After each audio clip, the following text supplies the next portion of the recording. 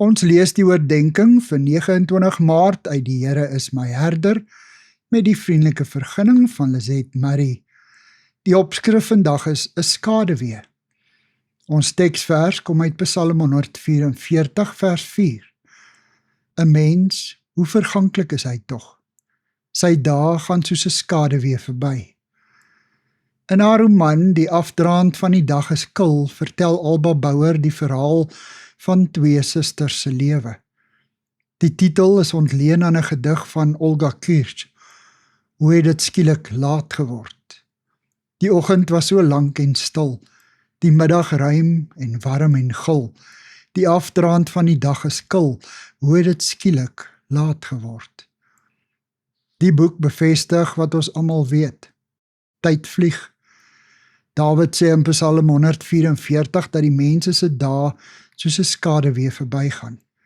Ongemerk, vlietend, onkeerbaar. Niemand kan 'n skaduwee terughou nie. Dit laat hom deur niks tyd nie. En as jy weer sien, is die donkerte rondom jou. In Bouwer se roman sug die bejaarde Betty nadat sy uit 'n koma wakker geword het. Die lig, dit is so naby.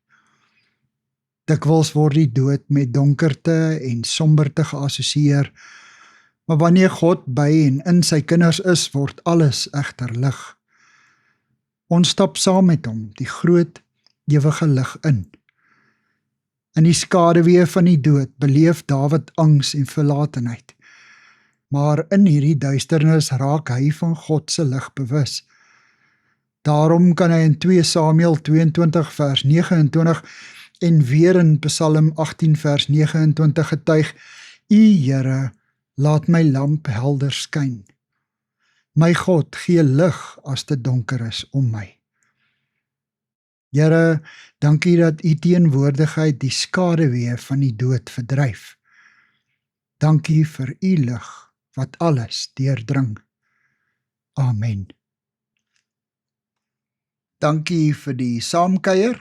Ek deel Lizette se kontakbesonderhede in die inligtingsparagraaf van die kanaal. Daar is ook skakels na voorlesings van Lizette se ander publikasies wat hier beskikbaar is.